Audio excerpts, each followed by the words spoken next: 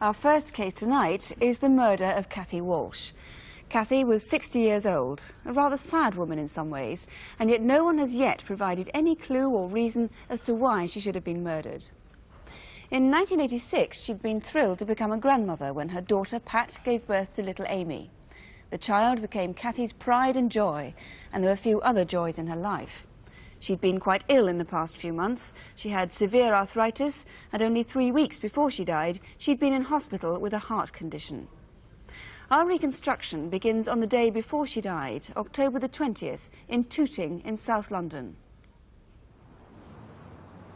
Cathy had lived in this street for over 30 years. Life wasn't easy for her.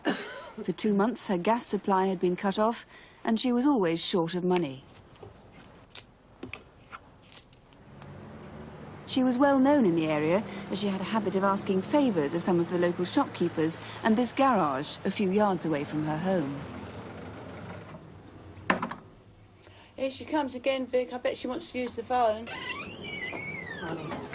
All right if I use the phone again? Yes.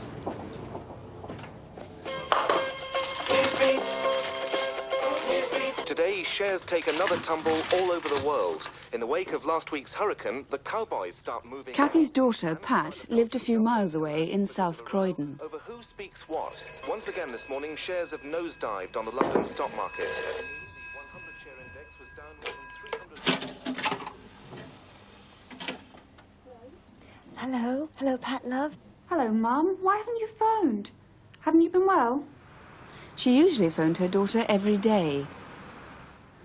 Look, why don't you come over tomorrow for a nice bath while your gas is off? Well, I suppose it would do my back good.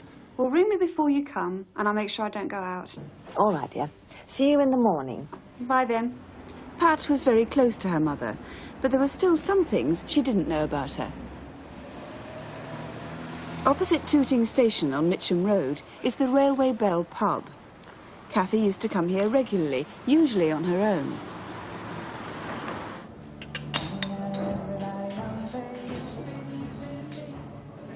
But staff at the Railway Bell say she met a young man there several times until about 2 weeks before her death. And another woman who knew Cathy believes she may have seen them together one more time. See you on Tuesday night. Bye. Mrs. Robichaud overheard Cathy arranging to meet him the next day. No one knows who this young man is, and police are anxious to trace him. The next day, Cathy had been in a lot of pain and had spent much of Tuesday in bed. I'm back. She'd sent her lodger, Rudy, out for some shopping. Here's your vodka and cigarettes. Don't forget to put the latch down tonight. No, I won't. Rudy works night shifts and was out all that night. Bye, dear. See you in the morning. 82, 82. 71, 71. But despite her illness, she was seen later that evening at the Granada Bingo on Mitcham Road. She went several times a week and would usually sit by herself. Later, Cathy was seen sitting opposite a woman. Although they didn't appear to be together, police still need to trace her. 2 and 6, 26. How are you tonight, Cathy? Not too bad. See you later. See you later. A friend of Cathy's remembers she seemed unhappy that night. Later, she was seen in the foyer, and she seemed to be waiting.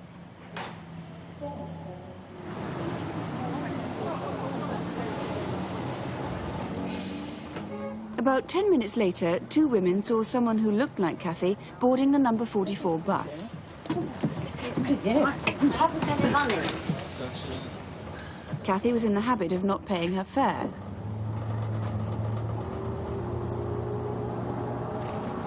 She seemed flustered and upset. They remember her getting out her pension books.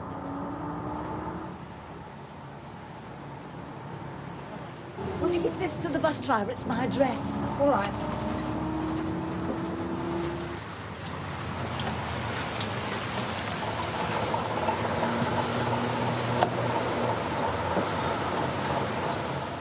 She got off the bus on the corner of Gorringe Park Avenue near her home. And that was the last time anyone saw her alive. Mrs. Johnson lives several doors away from Cathy's house. Much later that night, she'd been finding it difficult to sleep.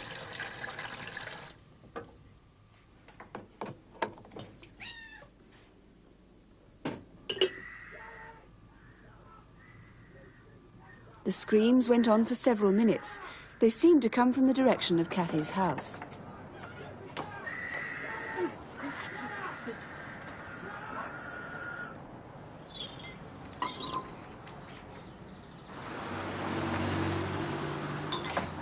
Just around the corner from Cathy's house, the milkman remembers seeing a brown Datsun parked across the pavement.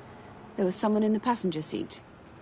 At about the same time, a paperboy who passed Cathy's house remembers seeing the curtains open and her bedroom light on, but there was nobody in the room. Later that morning, when her body was found, the curtains were drawn and the light was off. Cathy had been strangled and left in her bed. Well, Mr. Gibb-Gray, do you think she knew whoever it was who killed her? Yes, I think it's very likely that she did know who killed her. When we got to the house, there was no sign that anyone had entered forcibly. No windows had been broken, and the door, in fact, was intact.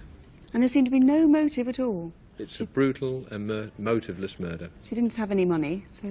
She didn't have any money, no, that's right, and we can't think of any reason why anyone should want to kill her. She was a harmless old lady. How certain are you that it was Cathy on the 44 bus that night? Well, we have two people who say they saw her, and they're fairly certain that they saw her. What we'd like to do is hear from the bus driver who drove that number 42 on that particular evening. We'd also like to hear of anyone else who's on that bus who may well have seen Cathy. And the questions I would ask there is, was she alone?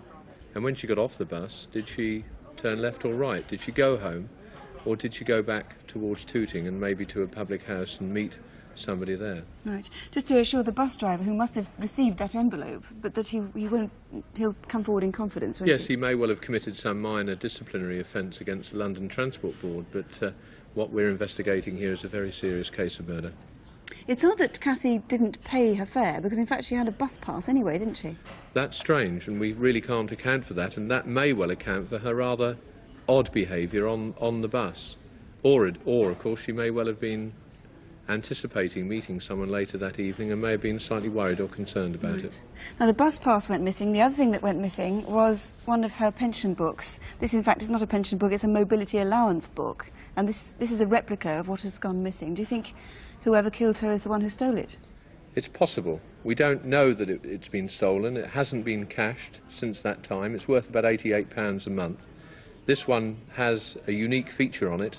It's Aken, A-K-E-N, corner, rather than Amen corner, that part of Tooting where Cathy would have cashed it. So that makes it quite distinctive. So we'd like to hear from anyone who's seen it since that time. Right. Now, that young man, maybe she was going to meet him later that evening and maybe that's why she was flustered. You want him to come forward? Yes, we'd like him to come forward. Again, he's got something important to tell us. He saw her on that Monday afternoon, and firm arrangements appear to have been made for him to meet her on the Tuesday. We'd like him to come forward so we can eliminate him from the investigation. And perhaps anybody who's been drinking at the Railway Bell in the past might recognise him too. That's right. The other important thing is the photograph. The one thing you couldn't trace or identify in her flat was who the person is in this particular photograph. Yes, that's very interesting because all her friends and indeed her family have looked at that photograph and they don't know the person. We would like the person whose photograph that is to come forward. It's probable that the photograph was taken in a public house or maybe a hotel in the London area or the south of England. We'd like to eliminate that person from this investigation. Right. And finally, at 7 o'clock on the morning of her death, the paperboy saw the light on and then later the light was off again, and we saw a brown Datsun waiting on the corner of Bruce Road, perhaps waiting for somebody to come out of the house. Do you think there's a link there? Well, that's very significant because the owner of that car clearly has something important to say, because if the paperboy is right, it means that at that particular time there was somebody still in the house, and he may well have left at the same time as the person who owned that car, or indeed, of course, drove that car, happens there. So we would, of course, like to hear from him. All right, Mr. Gibgray, thank you very much. There are a lot of points there. As always, the number to the studio here is 018118055 if you can help, or you can call the incident room at Mitcham direct, and that is 01541 2552. That's 01541 2552.